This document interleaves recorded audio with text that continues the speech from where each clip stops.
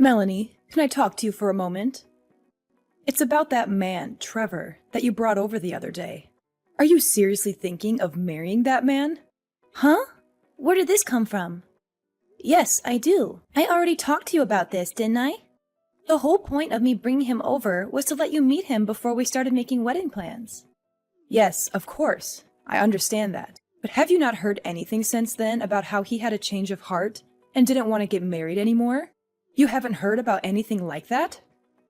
What? What makes you think I would have heard something like that from him? Could you not just casually ask about something with such serious implications? Here I was feeling relieved that it looked like you were getting along really well with him, and now you come out with this talk? Trevor is not the kind of cold-hearted person who would do something like that. Yes, I get it. Your father and I certainly got the impression when we met him that he was quite a sincere person. There's no way I would say something so terrible at someone you clearly have such feelings for. Okay, sure, if you say so, but that just begs the question. Why would you go and say something that sounds like you're expecting the two of us to break up? Yes, well, about that. Melanie, I want you to let go of Trevor and let Emily be with him instead.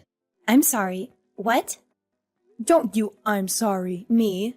I made myself quite clear, didn't I? I think Emily is a far better match for Trevor than you are. So she should be the one to marry him. You think what now? I am not going to repeat myself. You need to break off your engagement with Trevor immediately. Hold on, you're being serious right now. This isn't some elaborate joke you're trying to pull? I had a talk with our family, and it has been decided that we're going to have Emily marry Trevor instead of you. Starting today, we are considering Trevor to be engaged to Emily. What the heck are you talking about?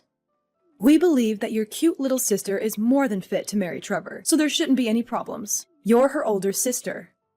There's nothing strange about giving her something she wants, is there? Yes? There's lots of things strange when it comes to giving away the man who proposed to me. An engagement isn't something where you can just switch up one of the people involved, like you're subbing out an injured football player. There's no way Trevor is going to be okay with this. What are you talking about? There isn't a man on earth who wouldn't be happy to marry Emily. I mean, look at her. She's the most beautiful woman in the area. Everyone agrees. With someone like her still single and being such a good match for him, it's not your place to speak up against the idea. I have absolutely no idea what you're talking about. I think I have a right to a say about my own engagement. Thankfully, whether or not you understand doesn't matter, no matter how much you struggle to accept it. We have decided as a family that Emily will marry Trevor. I'll be contacting him shortly about our desire to break up the engagement, so please try not to get in the way of their love, okay? You aren't going to be the one seeing him anymore, understand? Just be a good girl and let it go. Trevor, are you there? My family hasn't tried to bother you about anything, have they? Oh, Melanie, I was just about to contact you actually. Oh no. So someone's already talked to you, haven't they? Yes, they did. Your mother just sent me an extremely troubling message just a minute ago. It was about her saying that I was to start living together with your younger sister without delay. What? That's what she's trying to get you to do? I mean, I don't think this message is your fault, but this still is a bit much. It really threw me for a loop when I first looked at it. I think I see what happened. When you came to meet my parents the other day, they forced you to give them your number, didn't they? I'm sorry. I should have done something to try to stop them. Don't apologize. Huh? I just told you that I didn't think it was your fault, didn't I? You've done nothing wrong. I only gave your mother my number because I thought it would be essential to keeping track of what her intentions were with me. Well, that... And it probably wouldn't have looked good if I refused to request. Huh? What do you mean, keeping track of her intentions? Well, I didn't tell you about it earlier, but something really strange happened when I came to your parents' house. Your mother quietly came up to me and whispered, "My daughter Emily is much prettier, so I'll have you get engaged to her instead." She kept saying stuff like that. "I'll be sure to get Melanie to break off the engagement so it doesn't look bad for you." I wasn't really sure whether to tell you about this or not at first. But while I was thinking about it, she just kept pestering me with messages, It seems like this is what she was leading up to. Oh, well, she did all that. That's just crazy. I never imagined she would come up with this scheme like this. Yeah, well, when I had first met her, she seemed to be paying very close attention to anything I did. She honestly just seemed overly intense, even when she was staying quiet.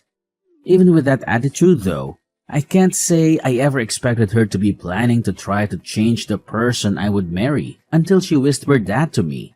Frankly, I still couldn't believe it when she said it.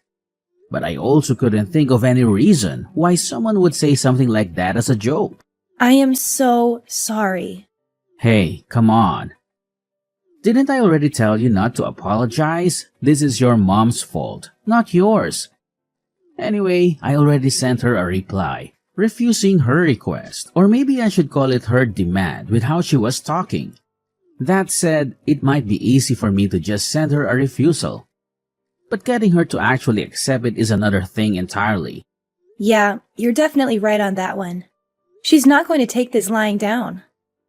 She's the kind of mother who wants to grant every little wish of her favorite daughter. Unfortunately, that favorite daughter is my little sister, not me. Wow, are you serious? It sounds like your life growing up must have been tough. Anyway, what should we do about this? First off, I think you should try to avoid contact with her as best as you can.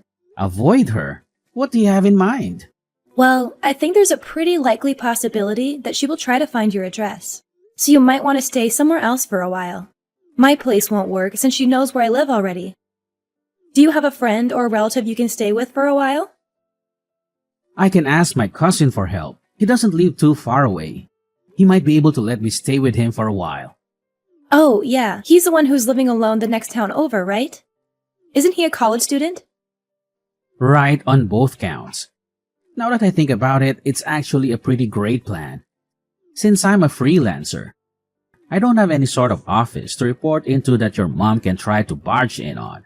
And since my cousin is in another town, it should be easy for me to lay low there without any chance of just running into her randomly on the street.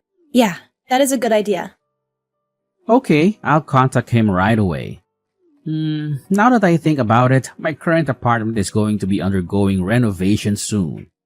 They offered me a deal to vacate my place, so I might just be able to move pretty soon anyway. It's an option at least. I'm really sorry that my stupid mother is making you go to all this trouble. No, don't worry about it. I'll give you a call once things have quieted down, okay? Take care. Thanks. Hopefully things settle down quickly.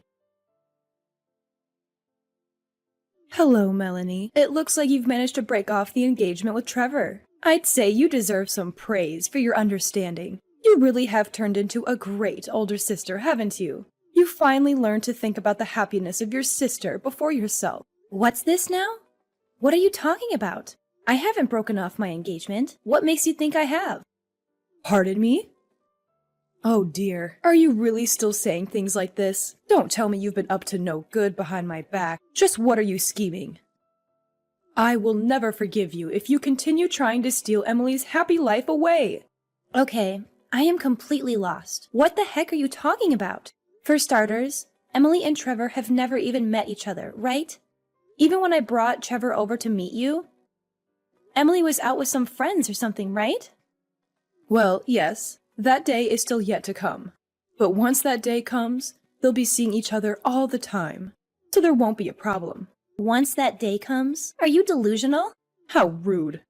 Look, when Trevor came to see us, your father followed him home to figure out where he lived. Oh, you did you? Nothing wrong with that. Nothing creepy at all. Sure. Be quiet. I'm not finished. We sent Emily over there, and she should be introducing herself to him right now. Wait, are you serious? You actually tailed him home? What choice did we have? No matter how much we asked him, he just wouldn't tell us his address. How else were we going to find out? If Emily's going to start dating him, we would need to know his address. It's obvious that it falls to her parents to get that information, isn't it? What are you talking about? You are completely insane. None of this is anywhere near normal, let alone obvious. There you go with your rude remarks again. I thought it would be good to speak to you just in case, and it looks like I was right. Before you go trying to say anything, you should know that Trevor and Emily have already started dating. We even started having the two of them live together just 3 days ago. Having them live together? They have been hitting it off quite well. It looks like they've already started forging a deep bond. So you should just step aside and let it happen already. Ah, I see. Is that so? Well, yes, of course. You may not want to admit it to me, but I know you know how much better Emily is for him. Sure. Whatever. Okay, fine. So you won't need that monthly $2,000, right? Got it. Excuse me? What $2,000 are you talking about? I'm not aware of anyone making monthly payments. Oh, don't tell me you've actually forgotten. Don't you remember? 7 years ago, Dad's old company went bankrupt. Sure, he got a new job pretty quickly. But if you remember, his salary was a pittance compared to his old job. That's why you asked me to send you $2,000 every month to make up for some of the income he lost. Did you really forget? Wait, what? You're telling me that you've still been doing that? That's been continuing these whole 7 years? Well, neither of you ever really talked to me about stopping. So I just kind of kept going along with it. I mean, sure, I felt like giving you $2,000 a month was going a bit overboard. But I knew that at the time Emily was hard at work at a private high school, and learning from extra tutors too. I figured those extra expenses added up quite a bit, so I didn't really complain. I thought you'd tell me when you didn't need the money anymore. My job pays me well enough that even with that amount going out every month, I was far from destitute anyway. So I just quietly accepted it. Despite what you may think, I do actually care about Emily after all.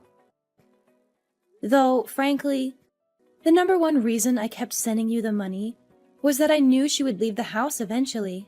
Once she was supporting herself, especially once she got married, I knew she could handle herself just fine. I just wanted to support her until then. Since she's leaving now, I figure that Dad's current income is enough to support just the two of you, isn't it? With Emily gone, there's not really any reason for me to keep sending you money anymore, is there? Wait, hold on a moment. If that's how it's going to be, then just wait. I'll bring Emily back here right away. Oh, what's that now? Look, it's fine if you don't want to break off the engagement with Trevor. I won't stop you, okay? So please don't stop sending us the money. Please, just keep sending it like you have up until now. Excuse me? I'm telling you, I'll contact Emily right away. So please, keep sending us the money. Hey Trevor, the avoidance plan was a great success. Not only that, your idea of moving just made it that much better. Oh, it was? What, did you hear something from your mom? Yeah, you could say that. When you left my house after meeting my parents, it turns out my dad tailed you. That's how they managed to learn where you live. What? He was tailing me the whole way home. Sometime afterward, it sounds like they sent Emily to your apartment. Are you serious? That's not just creepy. That's downright terrifying. That's not all. Mom told me that Emily had started living with you a few days ago. Wait, she said what? No. I haven't so much as seen her. She's not living with me. Relax. I know. I was certain that wasn't actually the case. Though, now that I think about it, if Mom were to have actually sent Emily to your apartment, where is she now? Wait. Hold on. Is something wrong? I just got something from Emily. Apparently, she just called me. That's surprising. I don't remember the last time she actually called me. When I call her, she just doesn't respond. She might be calling because of this whole incident. Why didn't you call her back? Good idea. I'll give her a call. I'll talk to you later.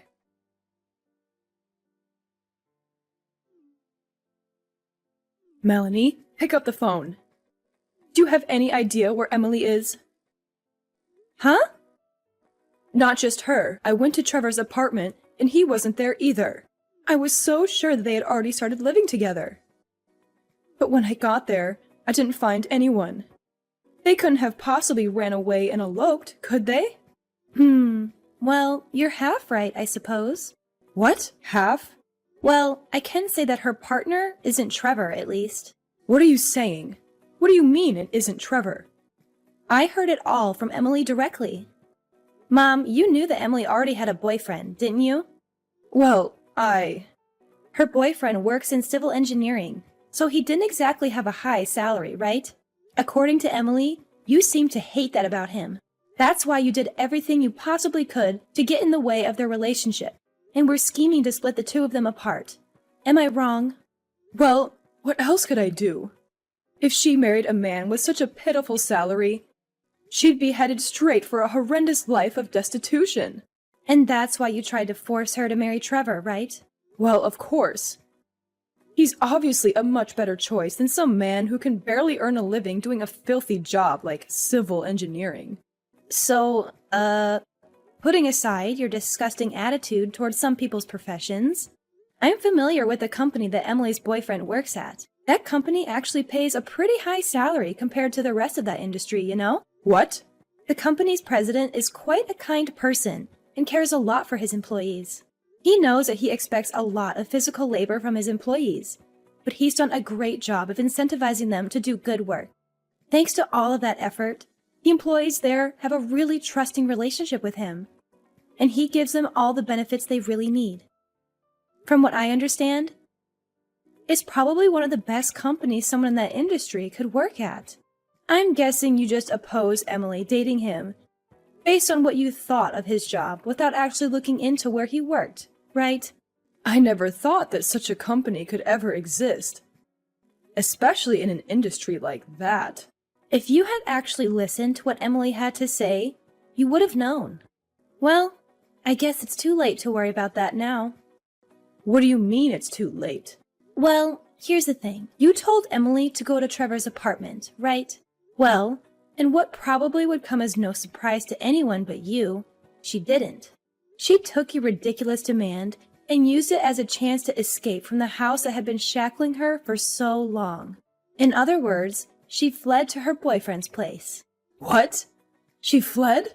Not only that, apparently they filed their marriage registration not too long ago as well. No way. How do you know all of this? Funny you should ask that. For how much you tried to claim I was getting in the way of her happiness, I still care about her quite a lot. So when Emily called me yesterday, we spent a long time talking with each other about what was happening.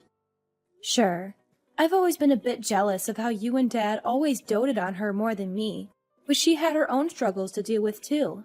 Yesterday was the day I finally got to hear her true feelings. Hey, Melanie, about that $2,000 you've been sending. What? You think now is a good time to bring that up? Look, your father hasn't received a raise in I don't know how long. And, well, our monthly expenses are a bit... If there's only the two of you living there, you should have no trouble living on Dad's current income. Actually, speaking of income, Mom, why don't you start working as well? What? Me? Work? What are you so surprised about? Yes, I'm saying you should earn some money yourself. This is exactly the time where a husband and wife should be supporting each other, isn't it? Oh, wait. Hold on. That's not... Emily and I have both managed to find amazing spouses.